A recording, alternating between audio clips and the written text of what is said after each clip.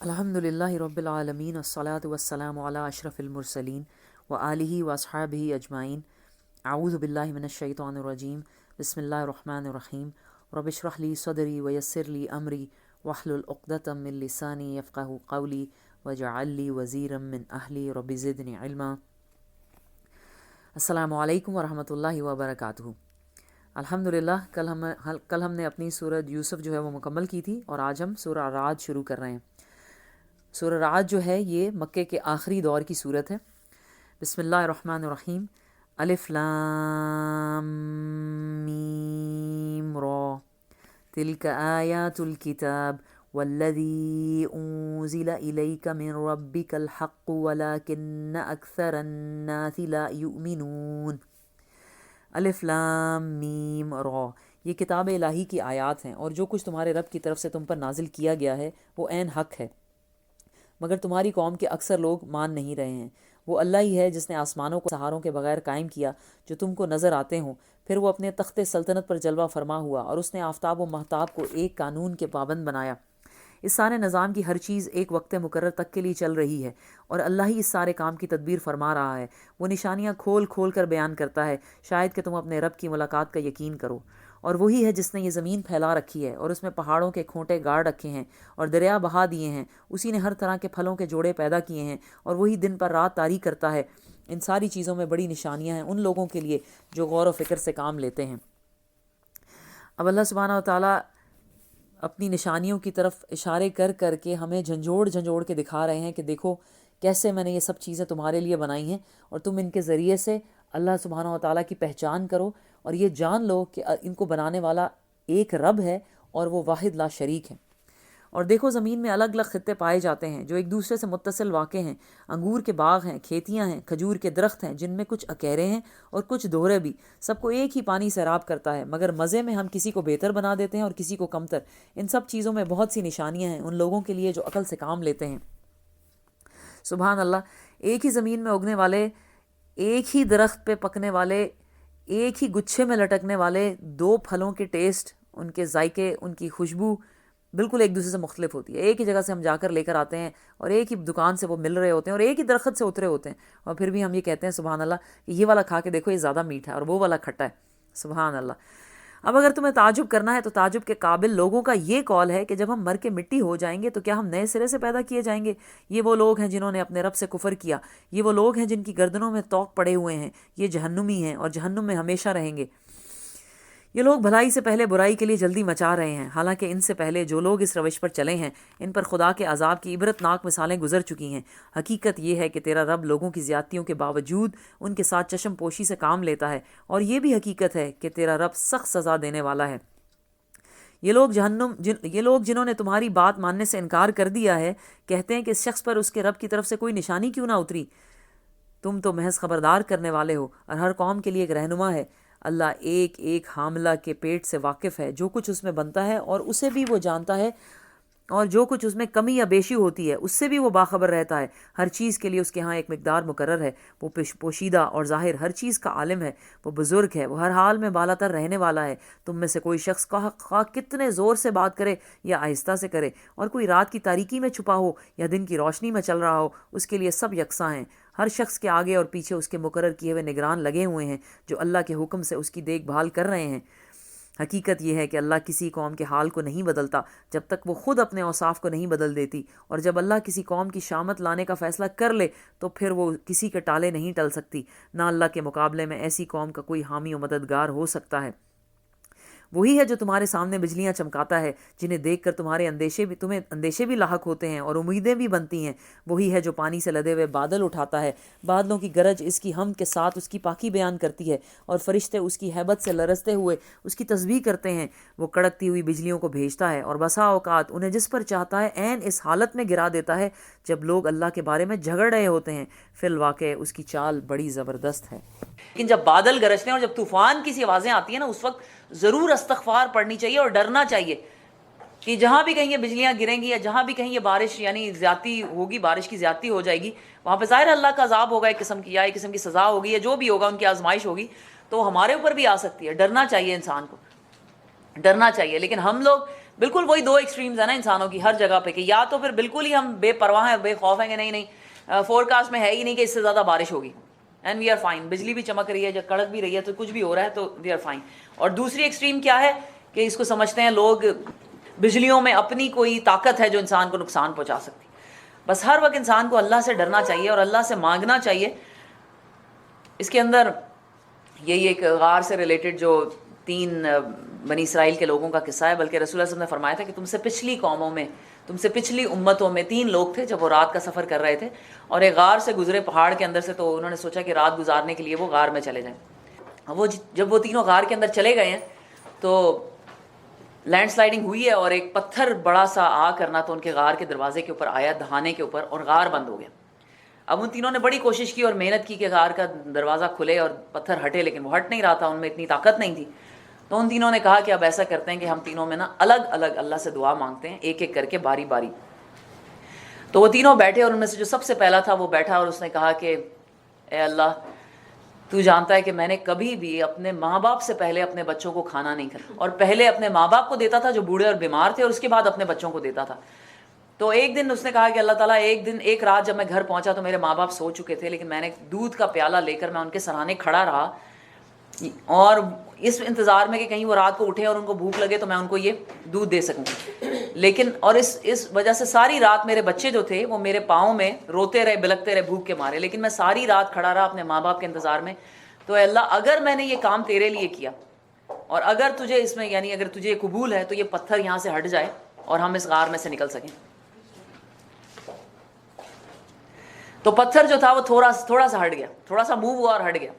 اس کے بعد دوسرا بیٹھا اور اس نے کہا کہ اے اللہ, میری ایک کزن تھی جو مجھے بہت ہی عزیز تھی, میں اس سے بہت محبت کرتا تھا, تو تجھے معلوم ہے کہ ایک مرتبہ قحط پڑا اور وہ مجھ سے کچھ پیسے مانگنے آئی, تو میں نے اس کو 120 دینار کا ذکر اس میں آتا ہے حدیث میں کہ تقریباً 120 دینار جو تھے وہ میں نے اس کو دیے اس شرط پہ کہ وہ یعنی میرے ساتھ جو ہے وہ بدفعلی کرے گی. تو وہ بیچاری اتنی مجبور تھی کہ وہ تیار ہو گئی. تو جب میں نے اس کے اوپر قابو پا لیا تو اس نے مجھ سے کہا کہ خدا سے ڈرو, تو میں نے اس کو اسی وقت تیری وجہ سے چھوڑ دیا اور میں نے وہ پیسے بھی واپس نہیں لیے. تو اگر وہ کام میں نے تیرے لیے کیا تھا تو آج مجھے اس مصیبت سے نجات دلا. جب اس نے یہ کہا تو پتھر تھوڑا سا اور ہل گیا. اب تیسرا آدمی تھا, وہ آیا اور وہ بیٹھا اور اس نے کہا کہ اے اللہ, میں نے کچھ لوگوں کو مزدوری پہ رکھا اور ہر کسی کی مزدوری میں نے کام ختم ہونے کے بعد دے دی, لیکن ایک شخص تھا جو مزدوری لینے سے پہلے ہی کہیں چلا گیا. تو میں نے اس کی مزدوری جو تھی وہ اپنے اور بزنس میں انویسٹ کر دی, یعنی میں نے اس سے مرغیاں خریدی اور پھر وہ بڑھتا گیا بزنس, میں نے اس سے بکریاں خریدی, پھر میں نے اس سے کھیت خریدا اور زمین خریدی اور پورا میں نے اس کے اوپر یعنی استبل بنایا اور بڑا بزنس فلرش ہوا. تو کافی عرصے کے بعد وہ آدمی واپس آیا اور اس نے کہا کہ تمہارے پاس میری کچھ مزدوری رہتی ہے. تو میں نے اس سے کہا کہ ہاں, یہ سارا کا سارا کھیت اور زمین جو ہے یہ تمہاری مزدوری ہے, اس کو لے جاؤ. اور اس شخص نے کہا کہ کیا تم مجھ سے مذاق کر رہے ہو؟ تو میں نے اس سے کہا نہیں, یہ تمہارا ہی حصہ ہے, یہ سب کا سب لے لو. تو یہ سب کچھ جو اس کے بزنس اس کے پیسوں سے بنا تھا وہ سب میں نے اس کو دے دیا. تو اے اللہ, اگر میں نے یہ کام تیرے لیے کیا تھا اور تجھے قبول ہے تو ہمیں اس مصیبت سے نجات دلا. اور کہتے ہیں کہ پتھر جو ہے پورا ہٹ کے نیچے گر گیا اور وہ تینوں نکل گئے. اور یہ حدیث صحیح حدیث میں سے رسول اللہ صلی اللہ علیہ وسلم نے حدیث فرمائی. اس حدیث سے ہمیں کتنی باتیں پتہ چلتی ہیں. ایک تو تینوں کاموں کو اگر آپ دیکھیں نا تو اپیرنٹلی کوئی اتنے مشکل کام نہیں لگتے, لیکن ایٹ دا مومنٹ یہ کام بڑے مشکل ہوتے ہیں. جب آپ اس مومنٹ میں ہوتے ہیں نا تو وہ کام واقعی بڑے مشکل ہوتے ہیں. کہ آپ کے بچے رو رہے ہیں اور اپنے ماں باپ کو آپ پہلے ترجیح دیں, کیونکہ ہر انسان کے اوپر کیا ہے, ماں باپ کا حق بچوں سے بھی زیادہ ہے. نمبر 2, آپ سوچیں اس آدمی کو کہ جو کسی سے کتنی محبت کرتا ہے اور ایونچولی جو ہے وہ بندی خود تیار ہوئی اور اس کو چھوڑ دینا. اور پھر یہ کہ یعنی کسی کے پاس مزدوری ہو, آپ کا کتنا آپ کے اوپر فرض ہے کہ جتنی مزدوری تھی آپ اتنی دے دیں. اور اس سے بھی بڑھ کر ہمیں یہ پتہ چلتا ہے کہ اللہ سبحانہ و تعالیٰ دعائیں سنتا ہے اور انسان کو تکلیف سے نکالتا ہے. اور اس وقت انسان کو اپنے جو نیک عمل اس نے کیے ہوتے ہیں, جو تھوڑے بات آپ کو پتہ ہی ہیں کہ میرے پاس کوئی نیک عمل ہے, ان کو بیان کرنا چاہیے اللہ سے اور اللہ کی رحمت اور مدد مانگنی چاہیے. اور یہی عمل جو ہیں یہ آپ کو قیامت والے دن کے لیے بھی سٹور کر کے رکھنے چاہیے. اور ہر انسان کو یہ پتہ ہونا چاہیے, انشاءاللہ تعالیٰ سورہ حشر میں ہم آگے پڑھیں گے, کہ ہر انسان دیکھے کہ اس نے کل کے لیے کیا جمع کیا ہے. آپ کے پاس کیا لسٹنگ ہے, ہاں وہ کہیں لکھی نہیں ہونی چاہیے, وہ کہیں فیس بک پہ پوسٹ نہیں ہونی چاہیے, لیکن آپ کو پتہ ہونا چاہیے کہ میرے وہ کون سے نیک عمل ہیں کہ انشاءاللہ تعالیٰ العظیم کہ جن کے اوپر مجھے امید ہے کہ میں اللہ کے آگے پیش کر سکوں گی. حالانکہ کوئی عمل بھی ایسا تو نہیں ہے کہ جس کے بدلے میں ہمیں جنت مل سکے, لیکن ہاں شاید کوئی ایسا عمل ہو کہ جس کے بدلے میں ہمیں اللہ کی رحمت مل سکے, اللہ ہم پہ مہربان ہو کے ہمیں جنت دے دے. تو ہر ایک کو سوچنا چاہیے ایسے وہ کون سے عمل ہیں میرے کوئی اتنا بڑا کام میں نے زندگی میں کیا ہے, کوئی اتنی بڑی قربانی میں نے اللہ کے لیے زندگی میں دی ہے. ضرور انسان کو یہ اپنی ایک مینٹل نوٹ جو ہے نا وہ بنانا چاہیے کہ what have I done for Allah, what have collected for tomorrow, میں نے کیا ایکومولیٹ کیا ہے زندگی میں آگے لے جانے کے لیے. اور کوشش کرنی چاہیے انسان کو نا چھپے ہوئے نیکی کے کام زیادہ کرنے چاہیے جن کے بارے میں کسی کو پتہ نہ ہو. اسی کو پکارنا برحق ہے. رہی وہ دوسری ہستیاں جنہیں اس کو چھوڑ کر یہ لوگ پکارتے ہیں, وہ ان کی دعاؤں کا کوئی جواب نہیں دے سکتے. انہیں پکارنا تو ایسا ہی ہے جیسے کوئی شخص پانی کی طرف ہاتھ پھیلا کر اس سے درخواست کرے کہ تو میرے منہ تک پہنچ جا, حالانکہ پانی اس تک پہنچنے والا نہیں ہے. بس اسی طرح کافروں کی دعائیں بھی کچھ نہیں ہیں مگر ایک تیر بے ہدف ہیں. وہ تو اللہ ہی ہے جس کو زمین و آسمان کی ہر چیز طوعاً او کرہن سجدہ کر رہی ہے, اور سب چیزوں کے سائے صبح و شام اس کے آگے جھکتے ہیں. ان سے پوچھو آسمان و زمین کا رب کون ہے, کہو اللہ. پھر ان سے کہو کہ جب حقیقت یہ ہے تو کیا تم نے اسے چھوڑ کر ایسے معبودوں کو اپنا کارساز ٹھہرایا ہے جو خود اپنے لیے بھی کسی نفع و نقصان کا اختیار نہیں رکھتے. کہو کہ اندھا اور آنکھوں والا برابر ہوا کرتے ہیں, کیا روشنی اور تاریکیاں یکساں ہوتی ہیں؟ اور اگر ایسا نہیں تو کیا ان کے ٹھہرائے ہوئے شریکوں نے بھی اللہ کی طرح کچھ پیدا کیا ہے, اس کی وجہ سے ان پر تخلیق کا معاملہ مشتبہ ہو گیا. کہو ہر چیز کا خالق صرف اللہ ہے اور وہ یکتا ہے, سب پر غالب ہے. اللہ نے آسمان سے پانی برسایا اور ہر ندی نالا اپنے ظرف کے مطابق اسے لے کر چل نکلا. پھر جب سیلاب اٹھا تو سطح پر جھاگ بھی آ گئے, اور ایسے ہی جھاگ ان دھاتوں پر بھی اٹھتے ہیں جنہیں زیور اور برتن وغیرہ بنانے کے لیے لوگ پگھلایا کرتے ہیں. اسی مثال سے اللہ حق اور باطل کے معاملے کو واضح کرتا ہے. جو جھاگ ہے وہ اڑ جایا کرتا ہے, اور جو چیز انسانوں کے لیے نافع ہے وہ زمین میں ٹھہر جاتی ہے. اس طرح اللہ مثالوں سے اپنی بات سمجھایا کرتا ہے. یہ ساری کی ساری جو ہے نا یہ ایگزامپلس جو اللہ سبحانہ تعالیٰ نے دی ہیں, کچھ میٹافورز ہیں, کچھ سملیز ہیں, کچھ یعنی کچھ محاورے بیان کیے ہیں. یہ انسانوں کی بیسکلی نا مطلب یہ محاورے سارے توحید پہ دلالت کرتے ہیں, توحید کی لاجکس ہے, اس کی دلیل ہے. اور انسان کو اس کو مختلف علماء نے اس کے اندر مختلف یعنی اپنے حساب سے اس کی ایکسپلیشن کی ہے. جیسے یہاں پہ مولانا مودودی نے اس کی ایکسپلیشن یہ کی ہے کہ جو اللہ کی وحی ہے, یہ قرآن جو ہے یہ بارش کی طرح ہے. جب بارش آتی ہے اترتی ہے اور تیزی سے جب تیز بارش اترتی ہے تو اس کے ساتھ پانی بہہ نکلتا ہے. وہ پانی دو قسم کا ہوتا ہے, ایک پانی صاف ہوتا ہے, ندی نالے جس میں بہتے ہیں, اور یعنی بارش کا پانی اتنا صاف اور پیور اور ڈرنکیبل ہوتا ہے کہ وہ اس کے اندر ندی نالے بہتے ہیں اور یعنی دریا بن جاتے ہیں, وہ اتنا خوبصورت ہوتا ہے. اور دوسری طرف جب پانی کسی گندی جگہ پر پڑتا ہے تو آپ نے دیکھا ہوگا کہ جیسے جھاگ اوپر بن جاتی ہے, ایک گندی غلاظت کی جھاگ جس میں تنکے اور سفید فوم سی اوپر آ جاتی ہے, وہ سب بھی اسی کی طرح ہوتی ہے. یعنی کہ اس کے جو اس کے مخالفت شروع کر دیتے ہیں, یا جن کے دل اس سے تنگ ہو جاتے ہیں, یا جو اس سے ہدایت نہیں حاصل کرنا چاہتے, زیادہ گمراہ ہو جاتے ہیں. لیکن پھر آگے اللہ تعالیٰ کہتے ہیں کہ یہ جو فوم ہے, یہ جو جھاگ ہے, یہ بڑی جلدی بیٹھ جاتی ہے. اصل چیز کیا رہ جاتی ہے؟ وہ جو پانی صاف بہتا تھا, جو بارش سے اترا ہے. جو چیز انسانوں کے لیے نافع ہے وہ زمین میں ٹھہر جاتی ہے. اس طرح اللہ مثالوں سے اپنی بات سمجھاتا ہے. اور یہی اللہ کی دنیا کا اصول بھی ہے, چاہے وہ آپ کی یعنی ٹریڈیشنل آپ کی یعنی کنٹمپریری ورلڈ ہو یا آپ کی ریلیجس ورلڈ ہو. الحمدللہ جب بھی کوئی ایسی برائی اٹھتی ہے, کوئی تحریک جو لوگوں کے لیے بہت ہی بری ہوتی ہے, جب وہ اٹھتی ہے وہ ٹھہرتی نہیں ہے, ٹھہراؤ نہیں ہوتا, بڑی جلدی ختم ہو جاتی ہیں چیزیں. جو اللہ کے دین کے کام کے لیے یا جو نیکی کے لیے اٹھتے ہیں لوگ, وہ رہ جاتے ہیں اور وہ ہمیشہ چلتے رہتے ہیں, اور ان کے اثر بھی دیر پا ہوتے ہیں. تو جو چیز بھی لوگوں کے لیے نافع ہے, وَأَمَّا مَا يَنْفَعُ النَّاسِ فَيَمْكُثُ فِي الْأَرْضِ, وہ دنیا میں ٹھہر جاتی ہے, وہ دنیا میں ٹھہر جاتی ہے. اسی طرح اللہ اپنی مثالوں سے بات سمجھاتا ہے. جن لوگوں نے اپنے رب کی دعوت قبول کر لی ان کے لیے بھی بھلائی ہے, اور جنہوں نے اسے قبول نہ کیا وہ اگر ساری زمین کی ساری دولت کے بھی مالک ہوں اور اتنی ہی فراہم اور کر لیں تو وہ خدا کی پکڑ سے بچنے کے لیے سب کو فدیے میں دے ڈالنے پر تیار ہو جائیں گے. یہ وہ لوگ ہیں جن سے بری طرح حساب لیا جائے گا, اور ان کا ٹھکانہ جہنم ہے جو بہت ہی برا ٹھکانہ ہے. آج یقین کریں جب احساس ہوا ہے کہ آج دوسرا جمعہ رمضان کا ہو گیا, اور ٹوٹل کتنے جمعے آئیں گے؟ 4 ہیں ٹوٹل جمعے, اور 2 گزر بھی گئے ہیں. اور سوچیں, یقین کریں بڑا ہی کیا رمضان لے کر آتا ہے اور کیا دے کے جاتا ہے. سبحان اللہ, بڑا ہی دل دکھا. اور آپ کو معلوم ہے کہ وہ حدیث جس سے بہت ہی ڈر لگتا ہے, ایسا نہیں ہے کہ آپ نے رمضان آیا اور آپ نے کہا چلو گزر گیا رمضان, آیا اور چلا گیا اور ٹھیک ہے صحیح, ہم نہیں کچھ اس میں اپنی اندر چینج لا سکتے, ہم نے ٹائم ضائع بھی کر دیا, اور ہم نے بڑا یعنی جو ہمارے پلاننگ تھی اور اللہ سے پرومسز تھے ہم نے کچھ بھی فلفل نہیں کیا, نہیں پڑھ سکے ہم تراویاں, نہیں ہم نے کوئی نئی سورہ حفظ کی, اور نہیں ہم نے کوئی زیادہ نوافل پڑھے, اور نہیں ہم نے کوئی یعنی قرآن پہ بہت زیادہ غور و فکر کیا, اور اپنی زندگی میں کوئی چینجز لائے.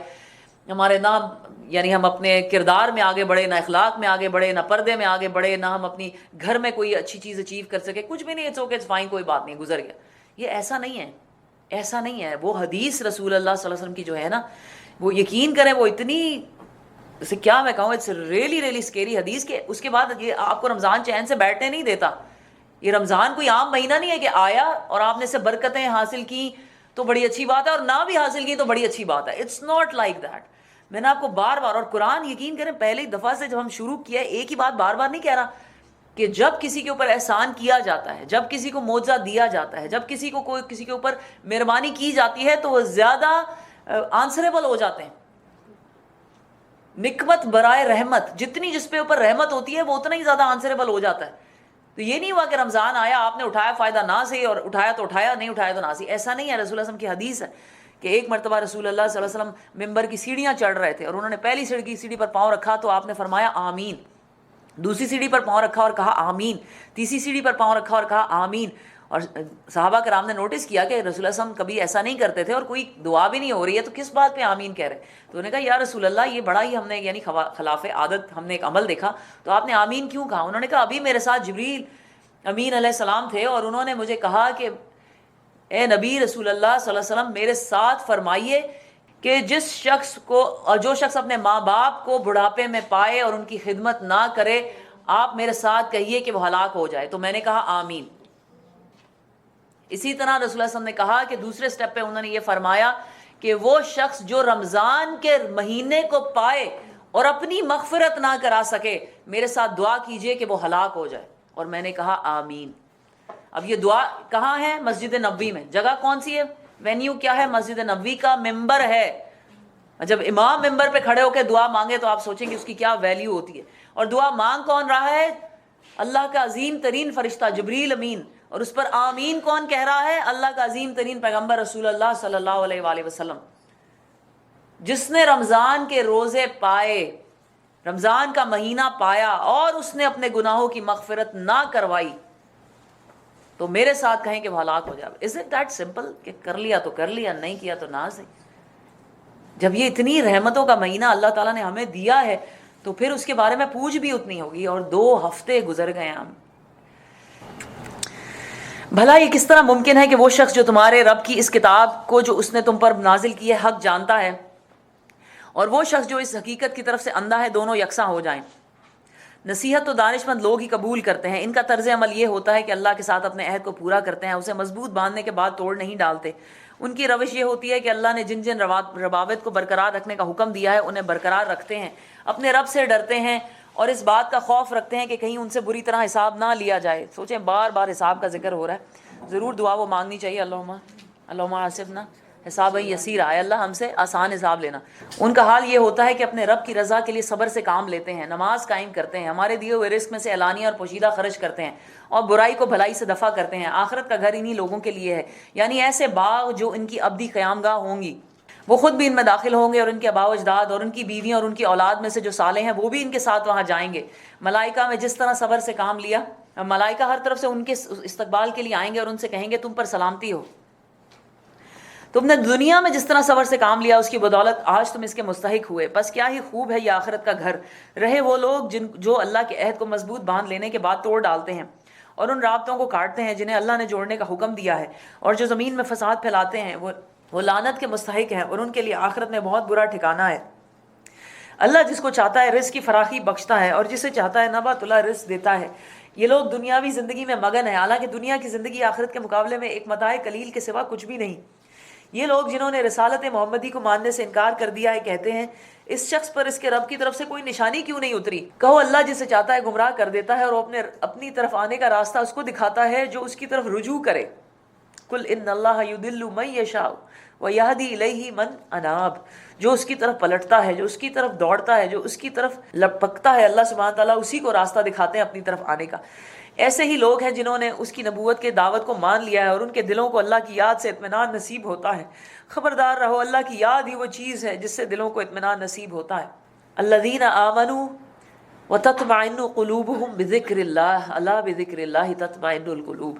پھر جن لوگوں نے دعوت حق کو مانا اور نیک عمل کیے وہ خوش نصیب ہے اور ان کے لیے اچھا انجام ہے. اے محمد صلی اللہ علیہ وآلہ وسلم، اسی شان سے ہم نے تم کو رسول بنا کر بھیجا ہے ایک ایسی قوم میں جس سے پہلے بہت سی قومیں گزر چکی ہیں، تاکہ تم ان لوگوں کو وہ پیغام سناؤ جو ہم نے تم پر نازل کیا ہے، اس حال میں کہ یہ اپنے نہایت مہربان خدا کے کافر بنے ہوئے ہیں. ان سے کہو کہ وہی میرا رب ہے، اس کے سوا کوئی معبود نہیں، اسی پر میں نے بھروسہ کیا اور وہی میرا ملجا و ماوا ہے۔ اور کیا ہو جاتا اگر کوئی ایسا قرآن اتار دیا جاتا جس کے زور سے پہاڑ چلنے لگتے، یا زمین شک ہو جاتی، یا مردے قبروں سے نکل کر بولنے لگتے۔ اس طرح کی نشانیاں دکھا دینا کوئی مشکل نہیں ہے، بلکہ سارا اختیار ہی اللہ کے ہاتھ میں ہے۔ پھر کیا اہل ایمان ابھی تک کفار کی طلب کے جواب میں کسی نشانی کے ظہور کی آس لگائے بیٹھے ہیں، اور وہ یہ جان کر مایوس نہیں ہو گئے کہ اگر اللہ چاہتا تو سارے انسانوں کو ہدایت دے دیتا۔ جن لوگوں نے خدا کے ساتھ کفر کا رویہ اختیار کر رکھا ہے، ان پر ان کے کرتوتوں کی وجہ سے کوئی نہ کوئی آفت آتی ہی رہتی ہے، یا ان کے گھر کے کئی قریب نازل ہوتی ہے۔ یہ سلسلہ چلتا رہے گا یہاں تک کہ اللہ کا وعدہ آن پورا ہوگا۔ یقیناً اللہ اپنے وعدے کی خلاف ورزی نہیں کرتا۔ تم سے پہلے بھی بہت سے رسولوں کا مذاق اڑایا جا چکا ہے، مگر میں نے ہمیشہ منکرین کو ڈھیل دی اور آخرکار ان کو پکڑ لیا۔ پھر دیکھ لو میری کیسی سزا سخت تھی۔ پھر کیا وہ جو ایک متنفس کی کمائی پر نظر رکھتا ہو، اس کے مقابلے میں یہ جسارتیں کی جا رہی ہیں کہ لوگوں نے اس کے کچھ شریک ٹھہرا رکھے ہیں۔ اے نبی صلی اللہ علیہ وآلہ وسلم، ان سے کہو اگر واقعی وہ خدا کے اپنے بنائے ہوئے شریک ہیں تو ذرا ان کے نام لو کہ وہ کون ہیں۔ کیا تم اللہ کو ایک نئی بات کی خبر دے رہے ہو جسے وہ اپنی زمین میں نہیں جانتا، یا تم لوگ بس یوں ہی جو منہ میں آتا ہے کہہ ڈالتے ہو؟ حقیقت یہ ہے کہ جن لوگوں نے دعوت حق کو ماننے سے انکار کیا ہے، ان کے لیے ان کی مکاریاں خوشنما بنا دی گئی ہیں اور وہ راہ راست سے روک دیے گئے ہیں۔ پھر جس کو اللہ گمراہی میں پھینک دے اسے کوئی راہ دکھانے والا نہیں ہے۔ ایسے لوگوں کے لیے دنیا کی زندگی ہی میں عذاب ہے، اور آخرت کا عذاب اس سے بھی زیادہ سخت ہے۔ کوئی ایسا نہیں ہے جو انہیں خدا سے بچانے والا ہو۔ خدا ترس انسانوں کے لیے جس جنت کا وعدہ کیا ہے اس کی شان یہ ہے کہ اس کے نیچے نہریں بہہ رہی ہیں، اس کے پھل دائمی ہیں، اس کا سایہ لا زوال ہے۔ یہ انجام ہے متقی لوگوں کا، اور منکرین حق کا انجام یہ ہے کہ ان کے لیے دوزخ کی آگ ہے۔ اے نبی صلی اللہ علیہ وآلہ وسلم، جن لوگوں کو ہم نے پہلے کتاب دی تھی وہ اس کتاب سے جو ہم نے تم پر نازل کی ہے خوش ہیں، اور مختلف گروہوں میں کچھ لوگ ایسے بھی ہیں جو اس کی بعض باتوں کو نہیں مانتے۔ تم صاف کہہ دو کہ مجھے تو صرف اللہ کی بندگی کا حکم دیا گیا ہے، اور اس سے منع کیا گیا ہے کہ کسی کو اس کے ساتھ شریک ٹھہراؤں، لہٰذا میں اسی کی طرف دعوت دیتا ہوں اور اسی کی طرف میرا رجوع ہے۔ اسی ہدایت کے ساتھ ہم نے یہ قرآن عربی میں تم پر نازل کیا ہے۔ اب اگر تم نے اس علم کے باوجود جو تمہارے پاس آ چکا ہے لوگوں کی خواہشات کی پیروی کی تو اللہ کے مقابلے میں نہ کوئی تمہارا حامی و مددگار ہوگا، اور نہ کوئی اس کی پکڑ سے تمہیں بچا سکے گا۔ تم سے پہلے بھی ہم بہت سے رسول بھیج چکے ہیں، اور ان کو ہم نے بیوی بچوں والا ہی بنایا تھا، اور کسی رسول کی بھی یہ طاقت نہ تھی کہ اللہ کے اذن کے بغیر کوئی نشانی خود لا دکھاتا۔ ہر دور کے لیے ایک کتاب ہے، اللہ جو چاہتا ہے مٹا دیتا ہے اور جس چیز کو چاہتا ہے قائم رکھتا ہے۔ الکتاب اسی کے پاس ہے۔ اور اے نبی صلی اللہ علیہ وآلہ وسلم، جس برے انجام کی دھمکی ہم ان لوگوں کو دے رہے ہیں اس کا کوئی حصہ خواہ ہم تمہارے جیتے جی انہیں دکھا دیں اور اس کے ظہور میں آنے سے پہلے ہم تمہیں اٹھا لیں، بہرحال تمہارا کام صرف پیغام پہنچا دینا ہے اور حساب لینا ہمارا کام ہے۔ کیا یہ لوگ نہیں دیکھتے نہیں کہ ہم اس سرزمین پر چلے آ رہے ہیں اور اس کا دائرہ ہر طرف سے تنگ کرتے چلے آتے ہیں؟ اللہ حکومت کر رہا ہے، کوئی اس کے فیصلوں پر نظر ثانی کرنے والا نہیں ہے، اور اسے حساب لیتے کچھ دیر نہیں لگتی۔ ان سے پہلے جو لوگ ہو گزرے ہیں وہ بھی بڑی بڑی چالیں چل چکے ہیں، مگر اصل فیصلہ کن چال تو پوری کی پوری اللہ ہی کے ہاتھ میں ہے۔ وہ جانتا ہے کہ کون کیا کچھ کمائی کر رہا ہے، اور ان قریب یہ منکرین حق دیکھ لیں گے کہ انجام کس کا بخیر ہوا۔ یہ منکرین کہتے ہیں کہ تم خدا کے بھیجے ہوئے نہیں ہو۔ کہو میرے اور تمہارے درمیان اللہ کی گواہی کافی ہے، اور پھر ہر اس شخص کی گواہی جو کتاب آسمانی کا علم رکھتا ہو۔ دوسری سورت ابراہیم ہے۔ یہ تینوں صورتیں جو ہیں اکٹھی ایک ہی وقت کی دور میں نازل ہوئی، اور وہ مکے کا آخری دور ہی ہے، اسی لیے ان کا آپ نے دیکھا ہے کہ کتنا سٹرونگ ان کا وہ سٹائل ہے، اور کتنی مضمون بھی کتنا سٹرونگ ہے، لیکن ظاہر ہے کہ صرف یہ توحید کی دعوتوں کے اوپر ہی ہے۔ یہ تینوں کی تینوں صورتیں۔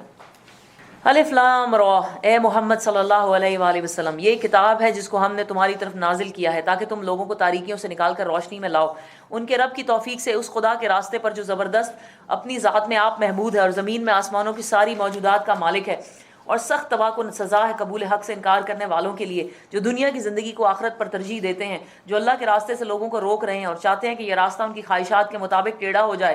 یہ لوگ گمراہی میں بہت دور نکل گئے ہیں۔ ہم نے اپنا پیغام دینے کے لیے جب بھی کوئی رسول بھیجا ہے اس نے اپنی قوم ہی کی زبان میں پیغام دیا ہے تاکہ وہ انہیں اچھی طرح کھول کر بات سمجھا دے۔ پھر اللہ جسے چاہتا ہے بھٹکا دیتا ہے اور جسے چاہتا ہے ہدایت بخشتا ہے۔ وہ بالا دست اور حکیم ہے۔ ہم اس سے پہلے موسیٰ کو بھی اپنی نشانیوں کے ساتھ بھیج چکے ہیں، اسے بھی ہم نے حکم دیا تھا کہ اپنی قوم کو تاریکیوں سے نکال کر روشنی میں لا، اور انہیں تاریخ الہی کے سبق آموز واقعات سنا کر نصیحت کر۔ ان واقعات میں بڑی نشانیاں ہیں اور اس شخص کے لیے جو صبر اور شکر کرنے والا ہے۔ یاد کرو جب موسیٰ نے اپنی قوم سے کہا اللہ کے اس احسان کو یاد رکھو جو اس نے تم پر کیا ہے، اس نے تم کو فرعون والوں سے چھڑایا جو تم کو سخت تکلیفیں دیتے تھے، تمہارے لڑکوں کو قتل کر ڈالتے تھے اور تمہاری عورتوں کو زندہ بچا رکھتے تھے، اس میں تمہارے رب کی طرف سے بہت تمہاری بڑی آزمائش تھی، اور یاد رکھو تمہارے رب نے خبردار کیا تھا کہ اگر شکر گزار بنو گے تو میں تم کو اور زیادہ نوازوں گا، اور اگر کفران نعمت کرو گے تو میری سزا بہت سخت ہوگی۔ لَإِن شَكَرْتُمْ لَأَزِيدَنَّكُمْ وَلَئِن كَفَرْتُمْ إِنَّ عَذَابِي لَشَدِيدٌ۔ اور یہ کفرتم جو ہے یہ کفران نعمت یعنی شکر کے اپوزٹ میں آیا ہے، اور سوچیں ذرا کہ اس میں ناشکری کی سزا جو ہے وہ کیا ہے، عذابی شدید، میرا عذاب بڑا سخت ہے۔ اللہ نے کوئی نعمت دی، شکر کیا تو کوئی بات نہیں، نہ بھی کیا تو کوئی بات نہیں۔ ایسا نہیں ہوتا، ایسا نہیں ہوتا۔ جب کوئی چیز ملتی ہے، کوئی نعمت آتی ہے، کوئی مہربانی اللہ کی، کوئی بلیسنگ اترتی ہے، اور اگر ہم اس پہ شکر نہیں کرتے ہیں تو ایسا نہیں ہوتا کہ جی اس کو فار گرانٹیڈ لے رہے ہیں اور وہ چل رہی ہے دنیا میں، زندگی میں ایسا نہیں ہوتا۔ یہ زندگی ایک ٹیسٹ ہے، ایک پورا سسٹم ہے جو چل رہا ہے، آپ کی مرضی پہ نہیں چلتا، نہ آپ کی عادتوں پہ چلتا ہے۔ ہمیں جی شکر، مجھے زیادہ شوق ہی نہیں ہے یا مجھے زیادہ عادت ہی نہیں کسی کو سوری کرنے کی یا تھینک یو کرنے کی، اور زندگی ایسے ہی آپ کی چلتی رہے گی، ایسے نہیں ہوتا۔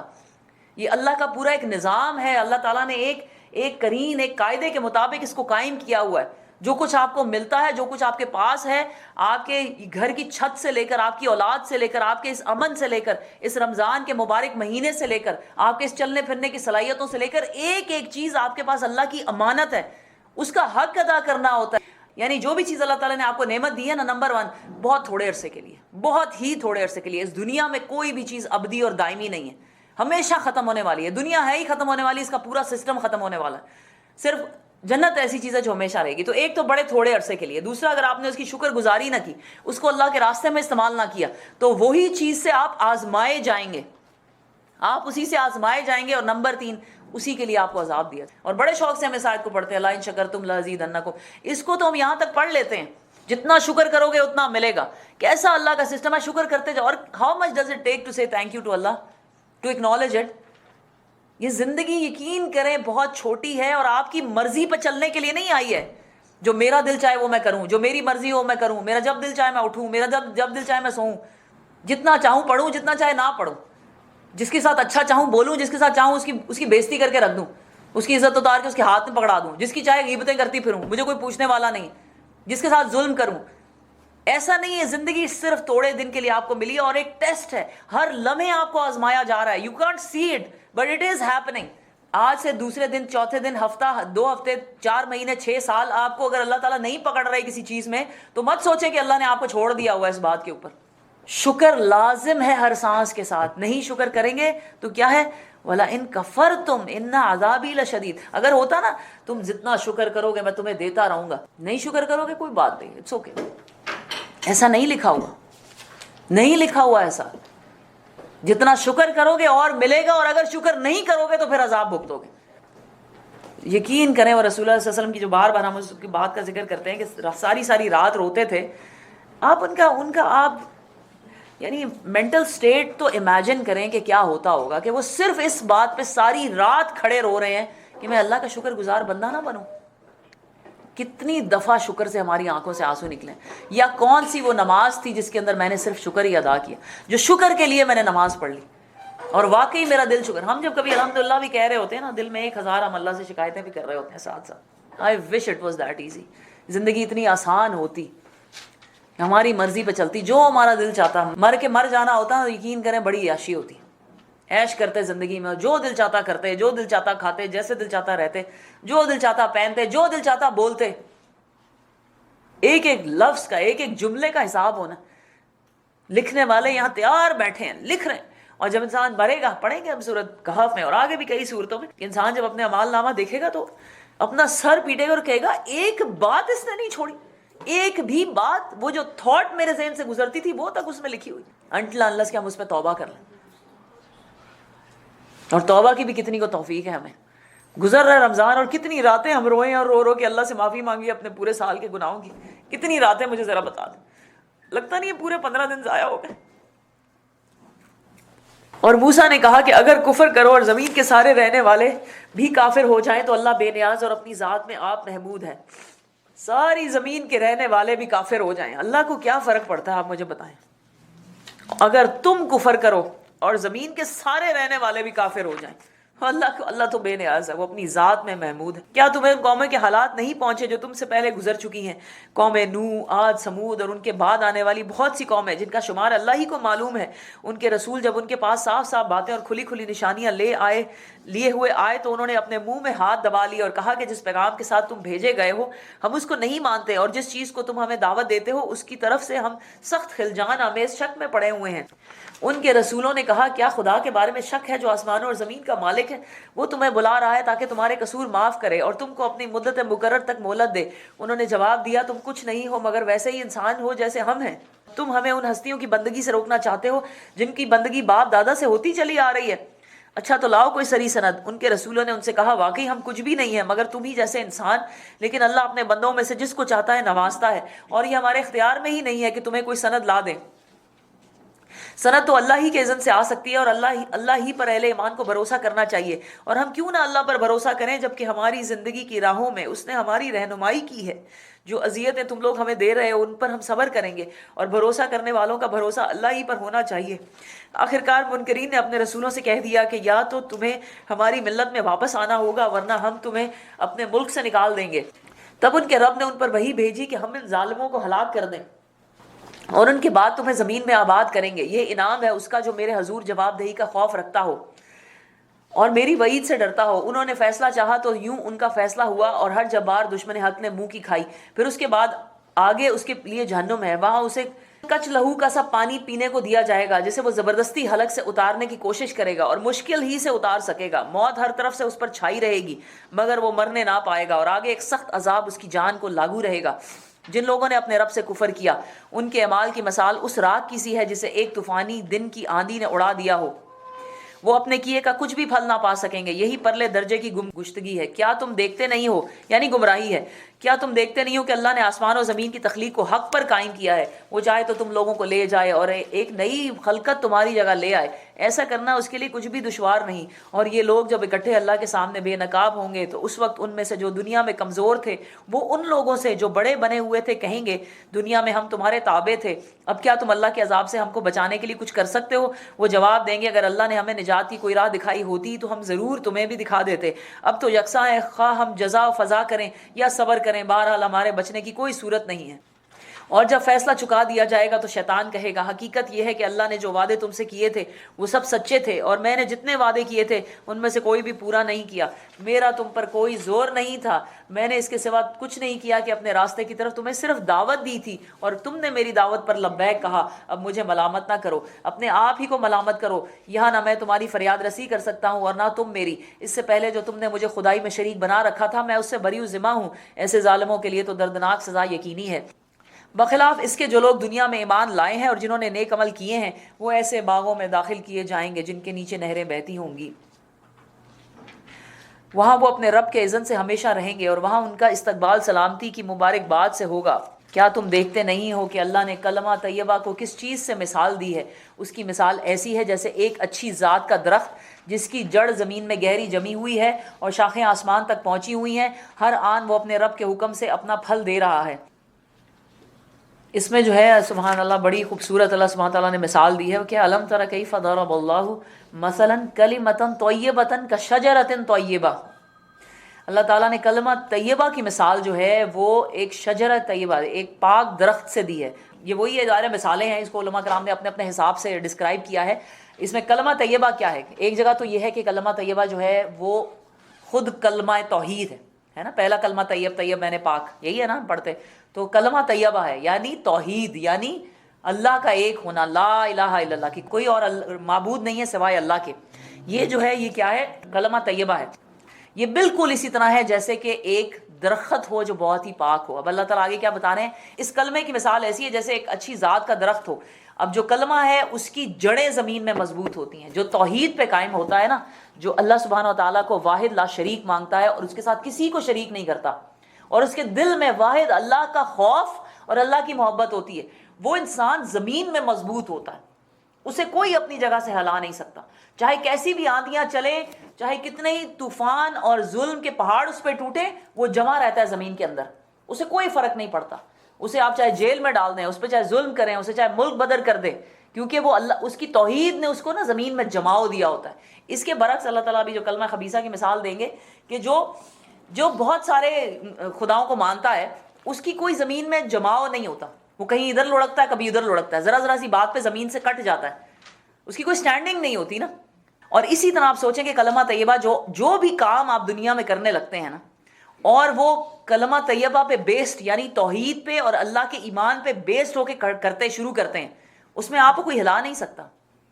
آپ کو اس پہ ایمان آ جاتا ہے نا کہ یہ جو میں کر رہی ہوں، جب آپ پورے شرح صدر سے کام کرتے ہیں، پھر دنیا کچھ بھی کہے، کوئی آپ پہ ملامت کرے، کوئی آپ کو تانے دے، کوئی آپ کو تنگ کرے، کوئی آپ کے اوپر فزیکل ظلم کرے، آپ اس پر ڈٹ جاتے ہیں۔ اور کیا ہوتا ہے، آپ یہ کہتے ہیں کہ ہر چہ باد آباد ہونے تو جو بھی مزاج یار میں آئے، سر تسلیم خم ہے، جو کوئی ہم پہ ظلم کرے، جو کچھ کرے۔ جب انسان اللہ کے لیے کچھ کر رہا ہوتا ہے نا، پیورلی اینڈ سوللی فار اللہ سیک، تین چیزیں، جب انسان پیورلی اللہ کے لیے کوئی کام کرے وتھ کمپلیٹ شرح صدر، یعنی اس کے اوپر اس کا کمپلیٹ ایمان ہو، اور نمبر 3 پورے نالج کے ساتھ کرے، جس میں وہ علم حاصل کر کے کرے اس کام کو، اس کام میں اسے کوئی نہیں ہلا سکتا، اس کام میں اسے کوئی نہیں ہلا سکتا۔ یہ ہے ایک شجر طیبہ کی مثال۔ اس کی کیا ہے، جڑیں اتنی مضبوط ہوتی ہیں، اور پھر اس کے بعد جڑ تو مضبوط ہوتی ہیں، اس کی شاخیں آسمان تک پہنچ جاتی ہیں، اور کیا ہے، وہ پھل لاتا ہے، وہ جو خیر اس میں سے نکلتی ہے، جو خیر اس میں سے نکلتی ہے، سبحان اللہ، وہ بھی امیزنگ ہوتی ہے۔ وہ لوگوں کو بھی خیر پہنچاتا ہے اور اپنے لیے بھی خیر ہوتا ہے۔ ایک مومن ایسا ہوتا ہے کہ وہ جہاں بیٹھتا ہے، اس کے ارد گرد والے بھی اس سے فیض اٹھاتے ہیں، فائدہ اٹھاتے ہیں، اور اس کا فیض دور دور بھی پہنچتا ہے۔ جہاں سے وہ اٹھتا ہے اس جگہ کو اس سے بہتر کر کے اٹھتا ہے، ٹینجیبلی بھی اور انٹینجیبلی بھی، یعنی فزیکلی بھی وہ جگہ اس سے بہتر ہو جاتی ہے۔ اور انٹینجیبلی کیسے ہوتی ہے کہ اس کے اندر سے جو خیر نکلتی ہے، جو وہ محبت کی باتیں کرتا ہے، جو وہ لوگوں کو ہدایت کے راستے دکھاتا ہے۔ جیسے حضرت یوسف علیہ السلام کی قلم نے مثال پڑھی، زندان میں بھی خیر انہوں نے پھیلائی، جس جگہ پہنچے وہاں خیر پھیلائی۔ ایسا ہوتا ہے مومن، ایک شجر طیبہ کی طرح کہ پھل اگاتا ہے۔ عبداللہ بن عمر سے ہی مروی ہے کہ وہ فرماتے ہیں کہ ایک مرتبہ رسول اللہ صلی اللہ علیہ وسلم اپنے اصحاب کے ساتھ بیٹھے تھے کہ رسول اللہ صلی اللہ علیہ وسلم نے فرمایا کہ ایک درخت ایسا ہے جس کی مثال مومن کی ہے، مومن کی مثال ہے اس درخت کی، کھجور کا درخت ہے۔ تو وہ درخت ہوتا ہے، اور کھجور کا درخت جو ہے یہ واقعی ایک شجرہ طیبہ اور ایک مومن کی مثال ہے کہ کھجور کا درخت آپ دیکھیں اس کا تنا کتنا مضبوط ہوتا ہے، کسی ہوا سے وہ اڑ نہیں سکتا، کہیں ادھر ادھر نہیں جھولتا، اور اس کی زمین میں جڑیں بے حد گہری ہوتی ہیں، اور واقعی اتنا اونچا ہوتا ہے۔ اور سوچیں پھل وہ کیسے دیتا ہے کہ اس کے خوشے اور گچھے جو ہیں وہ لٹکتے ہیں۔ تو اپنے آپ کو بھی درخت کی طرح سمجھنا چاہیے، اپنے آپ کو نا وہ جو ہوتی ہے آپ کے ویڈ اگتی ہے نا آپ کے بیک یارڈ میں، اس طرح کا نہیں سمجھنا چاہیے کہ ذرا سی ہوا چلی اور ہمارے عمل بھی گئے اور ہماری نمازیں اور ہمارے ہر چیز اڑ گئی، بلکہ اپنے آپ کو ایک مضبوط درخت کی طرح سمجھنا چاہیے جو زمین میں گہرا جمع ہو، جسے کوئی لوگوں کی باتیں اور زمانے کے جو اتار چڑھاؤ وہ اپنی جگہ سے نہ ہلا سکتے ہو۔ اور اسی طرح اللہ سبحانہ تعالیٰ کیا فرماتے ہیں، رب کی، اور وہ اپنے رب کے حکم سے اپنا پھل دے رہا ہے۔ یہ مثالیں اللہ اس لیے دیتا ہے کہ لوگ ان سے سبق لیں۔ اور کلمہ خبیثہ کی مثال ایک بدذات درخت کی سی ہے۔ اچھا، اسی طرح جو مولانا مودودی نے اس کی تشریح دی ہے نا، وہ یہ کہ کلمہ طیبہ کے لفظی معنی پاکیزہ بات ہیں، اور قول حق اور عقیدہ صالح پہ جو بھی بات کی جائے وہ سب کی سب جو ہے نا وہ کلمہ طیبہ ہے، یعنی اچھی بات جو منہ سے نکالی جائے گی اس کی جڑیں اتنی مضبوط ہوں گی اور وہ پھل لائے گی۔ اور رسول اللہ صلی اللہ علیہ وسلم کا فرمان ہے، وہ کہتے ہیں منہ سے صرف اچھی بات نکالو یا خاموش رہو۔ رسول اللہ صلی اللہ علیہ وسلم نے فرمایا کہ زیادہ سے زیادہ خاموش رہو یا پھر اچھی بات کرو، یعنی کہ بہتر افضل کیا ہے، نہیں، اچھی بات کرنا افضل ہے۔ لیکن جو ہماری فضول باتیں دن سے لے کر رات تک، یقین کریں اکثر میں سوچتی ہوں کہ اگر کبھی پوری اس کی ریکارڈنگ ہمیں سنائی جائے نا کہ دن سے لے کر رات تک ہم نے کیا کیا فضول باتیں کی ہیں اور بے تکی، اور یعنی جن کا کوئی سر پیر ہی نہیں ہے، بے وجہ کی باتیں ہم لوگ کرتے رہتے ہیں۔ اور کبھی کبھی تو ہم لوگ جب کہیں بیٹھے ہوتے ہیں نا تو ہمیں ایسے لگتا ہے، I actually feel it myself, کہ ہمیں لگتا ہے کہ لوگوں کو انٹرٹین کرنا شاید ہماری ذمہ داری ہے، ہم نہیں کچھ بولتے رہنا ہر وقت، حالانکہ ہر وقت بولنا کوئی ضروری تو نہیں ہوتا، اور نہ ہو انٹرٹین لوگ، بس ہم خاموش رہیں۔ ریلی ہمیں خاموشی کی نہیں پریکٹس کرنی چاہیے، کم از کم آپ لوگ نا 5 منٹ خاموش رہ کے نہیں ریلی ہر۔ اور پھر اللہ تعالیٰ کیا کہتے ہیں، اور کلمہ خبیثہ کی مثال ایک بدذات درخت کی سی ہے جو زمین کی سطح سے اکاڑ پھینکا جاتا ہے، اس کے لیے کوئی استحکام نہیں۔ اس میں ظاہر ہے کہ جو شرکی کلمات ہیں اور شرک کی ایون بلیف بھی ہے، وہ سب کا سب ایسا ہے کہ بڑی جلدی زندگی سے اکھاڑ دیا جاتا ہے۔ اور خاص طور پہ ایمان لانے والوں کو اللہ اپنے قول ثابت کی بنیاد پر دنیا اور آخرت دونوں میں ثبات عطا کرتا ہے اور ظالموں کو اللہ بھٹکا دیتا ہے. اللہ کو اختیار ہے چاہے جو کرے کرے. اس کے اندر جو ہے نا یہ قول ثابت, ایک تو آپ کو دنیا میں بھی فرم گراؤنڈ ملتا ہے, یعنی آپ اتنی جلدی لڑکنے والے نہیں ہوتے کہ جو زمانہ آیا اس کے ساتھ مل گئے, جو بھی چیز چل رہی ہے دنیا میں, جو بھی ٹرینڈ آیا آپ اس کے اندر شامل ہو گئے کہ جی do in Rome as Romans do. بالکل ایک مومن ایسا نہیں ہوتا. وہ کرتا ہے جو اللہ نے حکم دیا ہوتا ہے. اس کے ہر کام کی ایک لاجک, ایک دلیل ہوتی ہے. ایسے نہیں اس لیے نہیں وہ کرتا جی لوگ کر رہے ہیں یا باپ دادا کر رہے تھے یا جی فیشن یہ ہے, ٹرینڈ یہ ہے. کینیڈا میں تو ایسے ہی ہوتا ہے. اس کے ہر کام کی ایک لاجک اور ایک دلیل ہوتی ہے جس کے اوپر وہ کھڑا ہوتا ہے, فرم ہوتا ہے. آپ اس کو اس سے کسی بھی بات پہ پوچھ لیں کہ why did you do that, وہ آپ کو بتائے گا کہ یہ اس کی ریزن ہے, آئی ڈیڈ اٹ فار اللہ. ایک تو یہ دنیا میں. نمبر 2, اس کا موت کے وقت اللہ تعالیٰ توحید کی وجہ سے اسے ثبات دیتے ہیں کہ جب فرشتے جان قبض کرنے کے لیے آتے ہیں نا, وہ موقع بڑا ہی سخت ہوتا ہے, بڑا ہی سخت ہوتا ہے. یعنی غمرات الموت اور سکرات الموت جو انسان کے اوپر طاری ہوتے ہیں, اگر شیطان اس وقت آپ پر حاوی ہو جائے تو آپ کفریہ کلمات بھی لوگ کہہ دیتے ہیں مرنے سے پہلے کئی دفعہ. مثلا کوئی لوگ کہہ دیتے ہیں کہ نہیں کلمہ نہ پڑھو, یا میں نے نہیں پڑھنا کلمہ, یا میں نہیں اللہ کو مانتا, یا کوئی ایسی باتیں بھی. تو جو توحید پہ قائم رہتے ہیں ساری زندگی, اللہ تعالیٰ ان کو موت کے وقت ثبات دیتا ہے کہ پھر وہ ایمان پر مرتے ہیں. جیسے وہ میں بار بار حضرت امام احمد بن حنبل کی آپ کو مثال دیتی ہوں کہ ابھی نہیں کہ شیطان کہتا نکل گیا تو میرے ہاتھ سے, انہوں نے کہا نہیں ابھی نہیں. جو موت کا وقت ہوتا ہے وہ بڑا ہی سخت ہوتا ہے, اور ہمیں نہیں پتا کہ سبحان اللہ ہماری موت کے وقت پہ ہم پتہ نہیں کس حال میں مریں گے. اس لیے اچھی موت کی دعا کرنی چاہیے, حسن الخاتمے کی دعا کرنی چاہیے. That is very important. یہ دوسرا مرحلہ ہے. تیسرا مرحلہ قبر میں. تیسرا مرحلہ قبر میں آپ کو توحید جو ہے نا, وہ کلمہ طیبہ جو ہے وہ آپ کو ثبات دیتا ہے. وہ اس طرح کے جب منکر نکیر آپ سے سوال پوچھنے آتے ہیں وہ بھی معاملہ بہت سخت. مطلب یہ کہ ویسے تو رسول اللہ صلی اللہ علیہ وسلم نے کہا ہے کہ تم اپنے مردے کو دفنا کر جب جاتے ہو تو ابھی وہ تمہارے قدموں کی چاپ سن رہا ہوتا ہے, یعنی اتنے قریب, یعنی ابھی آپ لوگ اپنی گاڑیوں میں بھی نہیں بیٹھے ہوتے تو منکر نکیر آ جاتے ہیں سوال کرنے کے لیے. کتنا وہ مشکل وقت ہے, اور اپنے مردے کے لیے بہت دعا کرنی چاہیے. شروع کے پہلے جو 24 گھنٹے سمجھ لیں بہت ہی سخت ہوتے ہیں. آپ جتنا ان کو دعا کریں, ان کے لیے پڑھائیاں کریں, ان کے لیے یعنی جتنا کچھ کر سکتے ہیں مردے کے لیے کرنا چاہیے ہمیں, کیونکہ وہ وقت بڑا سخت ہوتا ہے جب منکر نکیر آتے ہیں. اور اس وقت بڑے بڑے جو ہوتے ہیں نیک آدمی, ان کے بھی سوالوں کے جواب جو ہے وہ دینے. رسول اللہ صلی اللہ علیہ وسلم نے فرمایا کہ وہ ایسے آئیں گے تمہاری, لمبی حدیثیں ان کے بارے میں, کہ وہ ایسے آئیں گے تمہاری قبر میں کہ جیسے 2 جابر لوگ آتے ہیں, اور وہ سوال ایسے پوچھیں گے آپ سے کہ انسان خود کنفیوز ہے, جسے کہتے ہیں نا انگزائٹی اسے ہو جائے گی اور انسان پینک, اس کو اٹیک ہوگا. اور یہ ہم لوگ جو اس کے اوپر ہم نے جوکس بنائے ہوئے ہیں کہ جی منکر نکیر آئیں گے تو میں انہیں یہ جواب دے دوں گا, اور میں عجیب قسم کے سبحان اللہ. اس وقت انسان کی واقعی ایسی بری حالت ہوگی, اور کیا وہ آ کے کیا 3 سوال کریں گے انسان سے, من ربو کا, من نبیو کا, ما دینو کا, تمہارا رب کون ہے, تمہارا نبی کون ہے, اور تمہارا دین کیا ہے. اور لوگ کہتے ہیں جی بڑا آسان سوال ہے, یاد کر لو جی اسلام اور اللہ سبحانہ تعالیٰ اور رسول اللہ صلی اللہ علیہ وسلم. ایسے نہیں ہوتا. جو ان تینوں کے اوپر چلا ہے ساری زندگی وہی یہ جواب دے سکے گا. اس کے بعد جو چوتھا وقت ہے وہ جب قیامت کے دن اٹھائے جائیں گے, تب بھی یہ کلمہ طیبہ ہمیں وہاں پہ سپورٹ کرے گا. اسی لیے رسول اللہ صلی اللہ علیہ وسلم نے فرمایا زیادہ سے زیادہ افضل الذکر میں سے, اذکار میں سے افضل الذکار میں لا الہ الا اللہ محمد رسول اللہ افضل الذکر ہے. انسان کو پڑھتے رہنا چاہیے, اور اس کو پڑھنے کی عادت ہوگی تبھی موت کے وقت بھی ہم پڑھ سکیں گے نا انشاءاللہ تعالیٰ العزیز. جو آپ نے بولا ہے 24 آورز پڑھیں, وہ اس کے بعد بھی پڑھتے رہیں, لیکن وہ کیونکہ وقت زیادہ سخت ہوتا ہے, وہ وقت اگر آپ پہ آسان ہو جائے, کیونکہ جب منکر نکیر آپ سے سوال لے کر چلے جاتے ہیں اور اس میں اگر آپ پاس ہو گئے تو پھر واقعی اگلا وقت آسان ہو جاتا ہے آپ کے لیے. پھر قبر میں یا تو جنت کی کھڑکی کھل جاتی ہے اگر آپ پاس ہو گئے, یا جہنم کی کھڑکی کھل جاتی ہے اگر آپ فیل ہو گئے. تو بعد میں بھی پڑھتے رہنا چاہیے. رسول اللہ صلی اللہ علیہ وسلم تو ایک قبر کے پاس سے گزرے تھے اور کہا تھا کہ ان پہ عذاب ہو رہا ہے, تو وہاں بیٹھ کے پڑھائی کی, اور باقاعدہ وہاں پر ایک لکڑی کا وہ تنکا سا جو تھا وہ وہاں پہ گاڑ دیا, اور کہا تھا کہ جب تک یہ ہرا رہے گا ان پہ عذاب رک جائے گا, کیونکہ میں نے دعا کی ہے ان کے لیے, لیکن جیسے ہی یہ سوکھے گا پھر سے عذاب شروع ہو جائے گا. تو دعا کرتے رہنا چاہیے اپنے مرنے والوں کے لیے, وہ انتظار میں ہوتے ہیں ہماری دعاؤں کے. قرآن پڑھ کے دعا مانگنا ان کے لیے, قرآن کے بعد کی دعا قبول ہوتی ہے بالکل. انسان اللہ سبحانہ تعالیٰ کہہ رہے ہیں کہ قول ثابت کی بنیاد پر دنیا اور آخرت دونوں میں ثبات عطا کرے گا, وچ از ویری ویری امپورٹنٹ. ثبات دنیا میں بھی انسان کو ملتا ہے اور آخرت میں, اور ظالموں کو اللہ بھٹکا دیتا ہے. اللہ کو اختیار ہے جو چاہے کرے. اور اسی طرح یہ جو قول ثابت ہے نا, اب ایسی ایسی ہمیں مثالیں ملتی ہیں ایمان کی کہ ہم سے پہلے کے جو لوگ تھے, صحیح حدیث میں آتا ہے کہ, اور سیرت کی کتابوں میں ہم پڑھتے ہیں, خباب بن ارث رضی اللہ عنہ, آپ کو معلوم ہے کہ ان کی جو مالکہ تھی وہ ان کو جلتے ہوئے کوئلوں پہ لٹاتی تھی کہ تم ایمان سے پھر جاؤ, کلمہ کفر کہہ دو. وہ نہیں پھرتے تھے, یہاں تک کہ کہا جاتا ہے کہ ان کی کمر کے جو چربی ہے وہ پگھل کر کوئلے بجھا دیتی تھی. اور عمر نے ان لیٹر ڈیز مدینے میں جا کر ایک بار کہا تھا کہ میں نے خباب کی کمر سے زیادہ بھیانک چیز اس دنیا میں نہیں دیکھی ہوئی.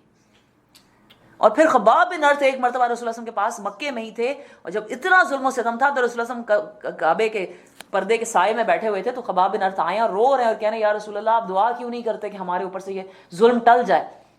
تو رسول اللہ صلی اللہ علیہ وسلم فرماتے ہیں کہ خباب صبر کرو, تم سے پہلے کے لوگوں کے ساتھ تو ایسا بھی ہوا کہ ان میں سے کسی کو گڑھا کھود کر اس میں کھڑا کیا گیا اور اس پر آرا چلایا گیا کہ وہ پورا 2 حصوں میں تقسیم ہو گیا, لیکن وہ اپنے دین سے نہیں پھرا. اور اسی طرح صحیح حدیث میں جو آپ کو معلوم ہے کہ فرعون کی باندی کی بیٹی کی باندی کی مثال آتی ہے.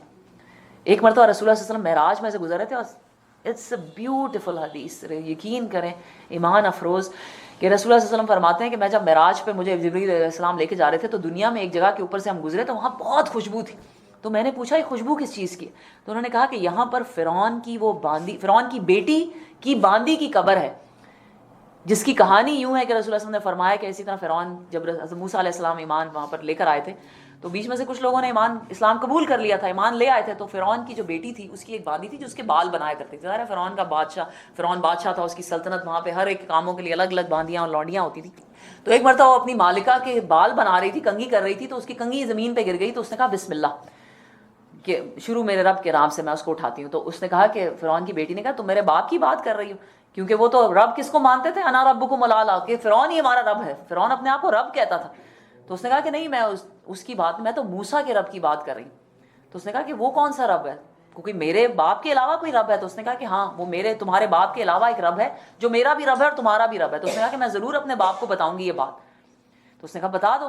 تو وہ جب گئی ہے فرعون کے پاس اس کی بیٹی, اور اس نے بتایا کہ یہ جو میری باندی ہے اس نے یوں کہا ہے کہ کوئی اور رب بھی ہے آپ کے علاوہ. تو اس نے کہا کہ اچھا اس کو بلاؤ. تو اس کو بلایا, اور اس کے چھوٹے چھوٹے بچے تھے بالکل, یعنی کوئی ٹاڈلر تھا اور کوئی کرالنگ کر رہا تھا اور کوئی بالکل ہی دودھ پیتا بچہ شیر خوار تھا. تو جب وہ آئی ہے محل میں تو فرعون نے کہا کہ اچھا تم کس رب کو مانتی ہو؟ تو اس نے کہا کہ میں موسیٰ کے رب کو مانتی ہوں جو میرا بھی رب ہے اور تمہارا بھی رب ہے. تو اس نے کہا کہ اچھا ایک بڑا سا کڑایا لاؤ محل کے اندر, اور اس کے اندر خوب کھولتا ہوا پانی یا تیل یا جو بھی اس کے اندر جو ہے وہ جلایا جائے. اور اسے خوب جب کھولایا گیا تو اس نے کہا کہ اب اس کے بچوں کو ایک ایک کر کے اس میں ڈالو. اور ایک بچے کو ڈالا, اور اس نے کہا کہ اچھا اب کون ہے تمہارا رب؟ تو اس نے کہا میرا رب وہی ہے جو موسیٰ کا رب ہے. پھر دوسری بچی کو ڈالا. پھر جب کہتے ہیں کہ جب بالکل دودھ پینے والی بچی تھی نا جو اس کے سینے سے لگی ہوئی تھی, جب اس کو کھینچ کر ڈالنے لگے نا تو ماں کا دل ڈولنے لگا. تو وہ کہنے لگی کہ رک جاؤ کچھ. تو کہتے ہیں اللہ نے اس بچی کو زبان دی, جو بچہ تھا اس کو زبان دی, اور اس نے کہا کہ ماں صبر کرو تم حق پر ہو.